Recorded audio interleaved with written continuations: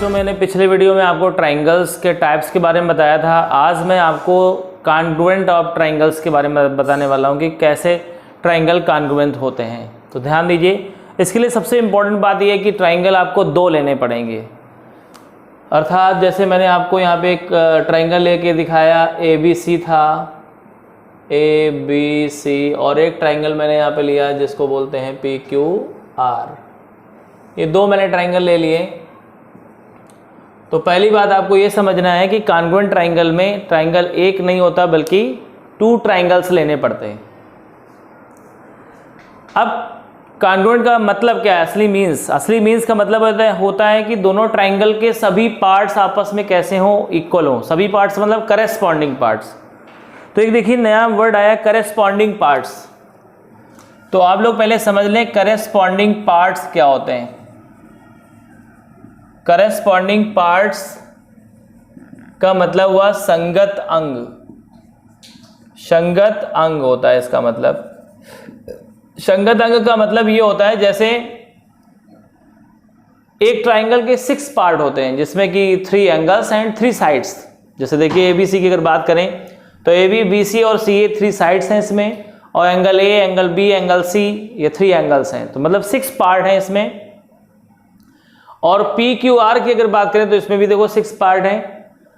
तो आपको ये ध्यान देना है संगत अंग या करेस्पॉन्डिंग पार्ट्स क्या होते हैं। करेस्पॉन्डिंग पार्ट्स का मतलब अगर मैं इसकी साइड AB की बात कर रहा हूं तो उसकी साइड PQ की बात करूंगा, क्योंकि AB PQ के करेस्पॉन्डिंग है। करेस्पॉन्डिंग का मतलब आप ये भी समझ सकते हैं क्रम से आने वाली साइड्स, जैसे यह पार्ट्स, जैसे BC की करेस्पॉन्डिंग साइड QR होगी, AC की करेस्पॉन्डिंग साइड PR होगी। ऐसे एंगल्स की अगर बात करें तो एंगल A का करस्पॉन्डिंग P होगा, B का करस्पॉन्डिंग Q होगा एंड C का करस्पॉन्डिंग R होगा।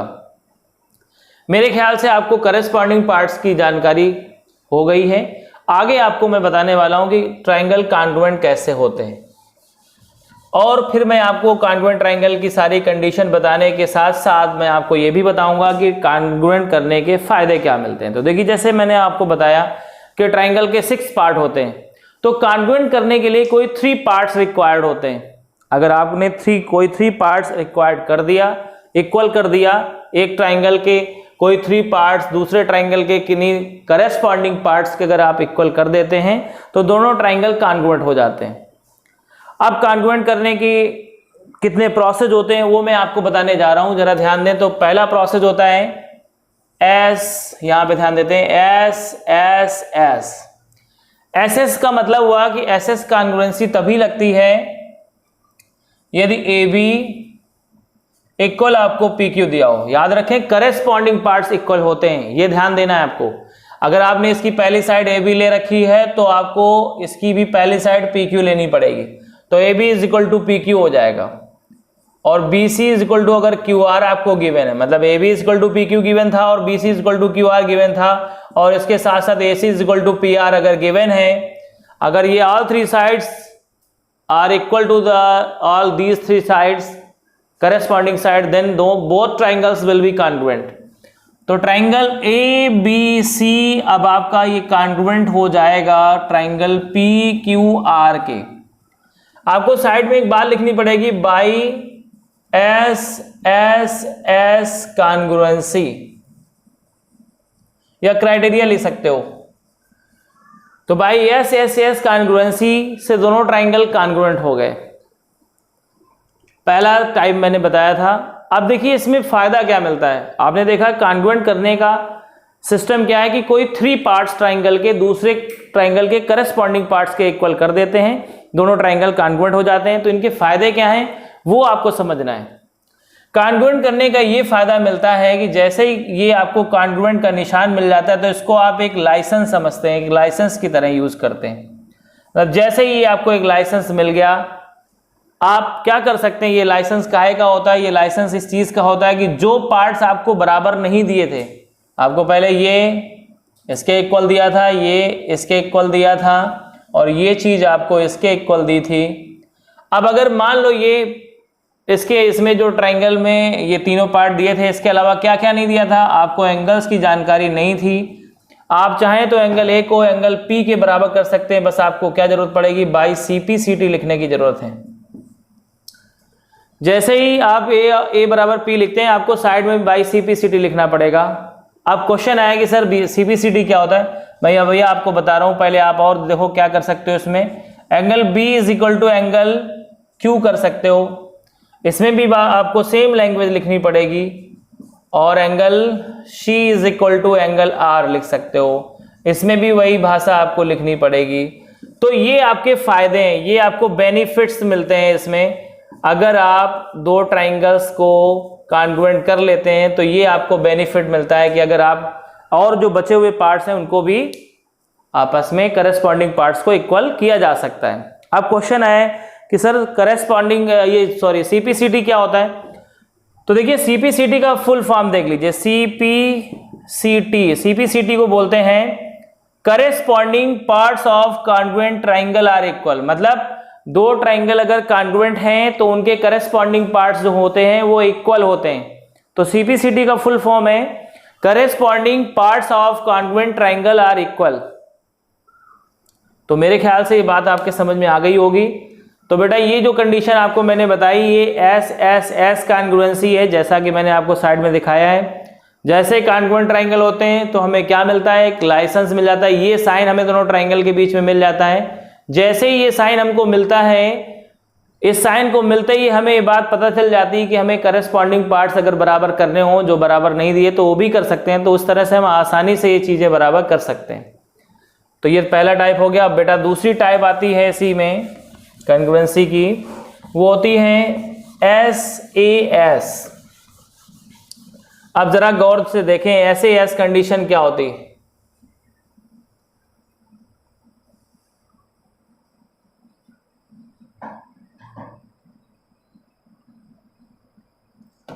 अगर आपको ऐसे दे दिया जाए, अब हम लोग दूसरी कंडीशन पढ़ने वाले हैं SAS, इसमें भी आप लोगों को समझना है इसके फायदे। ऐसा दे दिया जाए कि AB साइड जो है वो PQ के इक्वल हो, और angle B is equal to angle Q हो, और BC is equal to QR हो।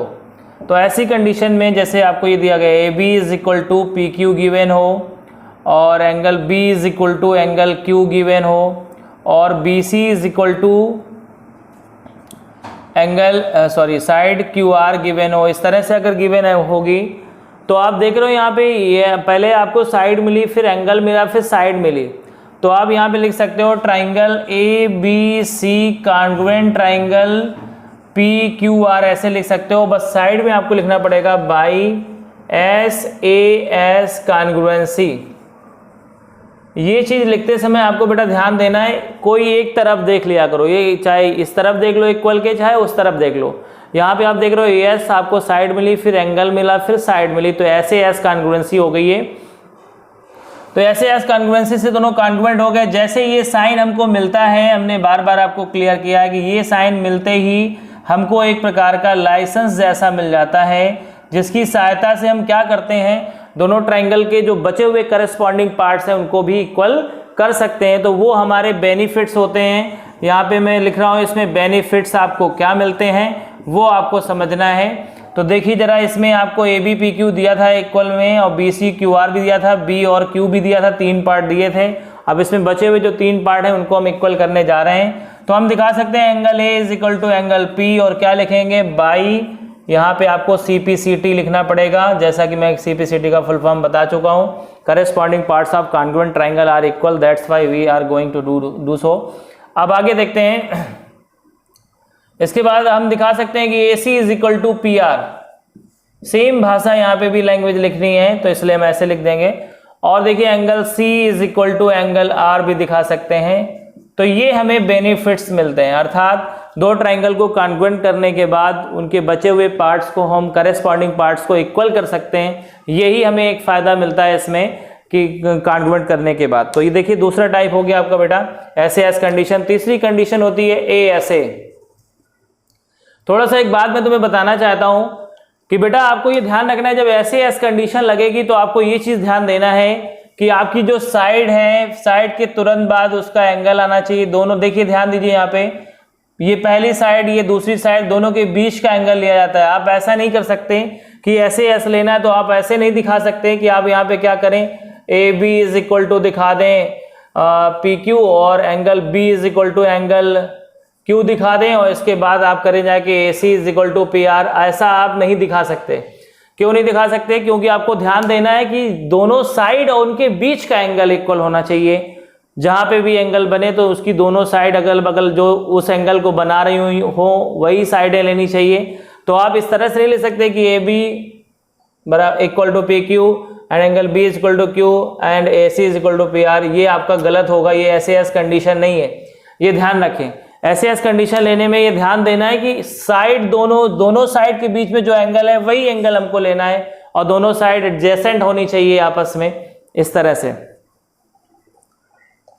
अब आते हैं तीसरी कंडीशन पे। तीसरी कंडीशन का नाम है ए एस ए। तो ए एस ए की तरफ ध्यान दें जरा। ए एस ए में क्या होगा, उसमें भी बहुत इंपॉर्टेंट चीजें हैं जो तुम्हें ध्यान रखना है।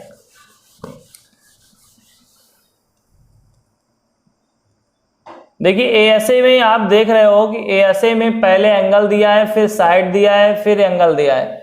मतलब यहां पे आपको एक बात समझनी है अच्छी तरह से। ए एस ए का मतलब हुआ कि आपको साइड एक ही लेनी है। आप कोई भी एक साइड किसी भी ट्राइंगल की ले लो, उस साइड में आप देखेंगे कि एक साइड में 2 पॉइंट होते हैं, एंड पॉइंट। तो आपको एंगल एंड पॉइंट के ही लेने। अर्थात अगर आपने यहां पे दिखाया कि A B is equal to P Q दिखा दिया, तो आपको ये समझना है कि ए बी का पहला पॉइंट क्या है, ए, तो आपको वही एंगल लेना है ए। और पी क्यू वो पहला पॉइंट क्या है, पी, तो आपको वो लेना है। अर्थात A is equal to P होना चाहिए और A B is equal to P Q. और दूसरा जो एंगल लेना है वो भी आपको ये बी वाला लेना है, B is equal to angle Q, ऐसे लेना है। मतलब ए एस ए का मतलब ये हुआ कि साइड एक होगी और साइड के दोनों एंड पॉइंट्स के एंगल जो होंगे वो करेस्पॉन्डिंग एंगल्स के बराबर होंगे। तो इस तरह से ये कंडीशन जो आएगी ए एस ए आएगी। आप इसमें ऐसे नहीं कर सकते कि अगर मैं आपसे कहता कि भाई angle B is equal to angle Q के, और इसके बाद फिर मैं कहता कि नहीं एंगल साइड आपकी बी सी जो है वो क्यू आर के इक्वल है, और फिर मैं आपसे कहता कि ए सी जो है वो पी आर के इक्वल है।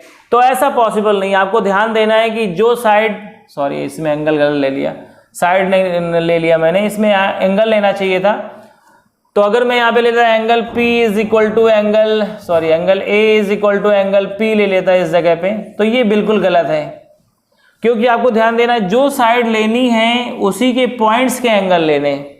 अर्थात ऐसे अगर लगाना चाहते हो तो आपको क्या करना है, अगर आपने BC साइड ले रखी है तो आपको B को Q के बराबर दिखाना है और एंगल C को एंगल R के बराबर दिखाना है, तभी आपकी ASA कंडीशन कंप्लीट होगी। क्योंकि ASA मतलब होता है क्रम से मिले आपको। जैसे अब मैंने आपको यहाँ पे लेके दिखाया कि A वाला जो है वो P के इक्वल है, AB साइड जो है वो PQ के इक्वल है, और एंगल B जो है एंगल Q के इक्वल है। अभी यहाँ पे आपको मैंने करके दिखाया। तो देखिए आप इसको गौर से अगर ट्रायंगल में देखेंगे तो आपको पहले एंगल मिल रहा है, फिर ये साइड मिल रही है और इसी साइड का दूसरा एंगल मिल रहा है।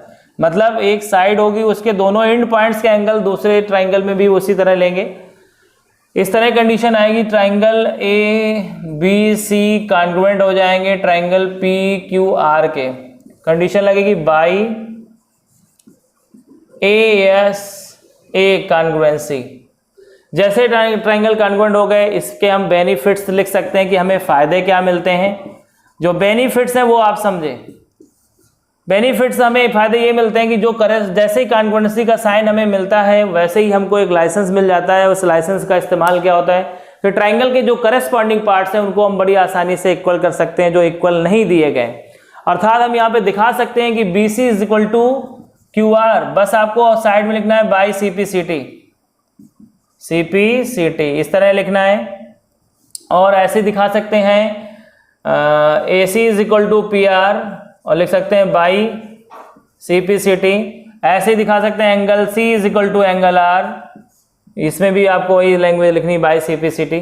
तो इस तरह से आप ऐसे कंडीशन समझ गए होंगे मेरे ख्याल से। अब देखते हैं हम लोग चौथी कंडीशन होती है AAS। जरा गौर फरमाएं AAS कंडीशन क्या होती है। AAS, AAS समझ लें। इसमें क्या होता है, आपको पहले तो एंगल आपको लेना होता है,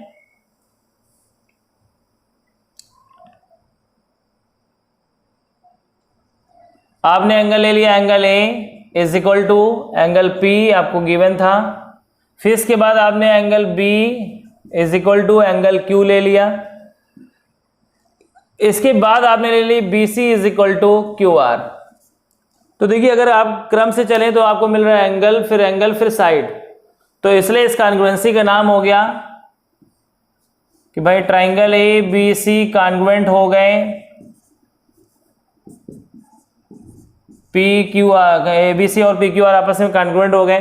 कॉन्ग्रुएंट होने से हमें क्या फायदा मिलता है, ये किस कंडीशन से हुए, बाई AAS कॉन्ग्रुएंसी से। जैसे दोनों कॉन्ग्रुएंट हो जाते हैं तो हमें इसके बेनिफिट्स लिखने होते हैं। भाई बेनिफिट्स क्या है, हमको क्या लाभ इनसे मिलता है वो आपको समझना है। तो बार बार मैं बता रहा हूं आपको क्या करना है कि जो पार्ट्स इक्वल नहीं है वो करेस्पॉन्डिंग पार्ट्स हम यहाँ पे इक्वल कर देंगे। तो देखिए जरा इक्वल करते हैं, इसमें क्या क्या बाकी है अभी। तो हम दिखा सकते हैं AB is equal to PQ, लिख देंगे बाई CPCT, ऐसे लिख देना। और लिखेंगे AC is equal to PR, same language इसमें भी लिख देंगे। और यहाँ पे एक और चीज जो है angle C is equal to angle R लिख देंगे, वो भी लिख देंगे बाई CPCT। इस तरह से ही आपको इसके बेनिफिट्स मिल गए।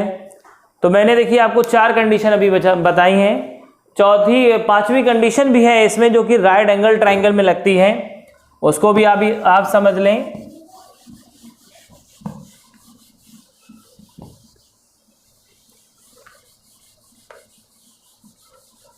देखिए चौथी कंडीशन है जिसका नाम है राइट RHS, उसका नाम है RHS।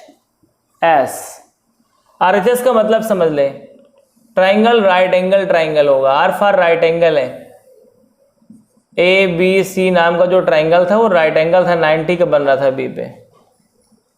और यहां पे देखिए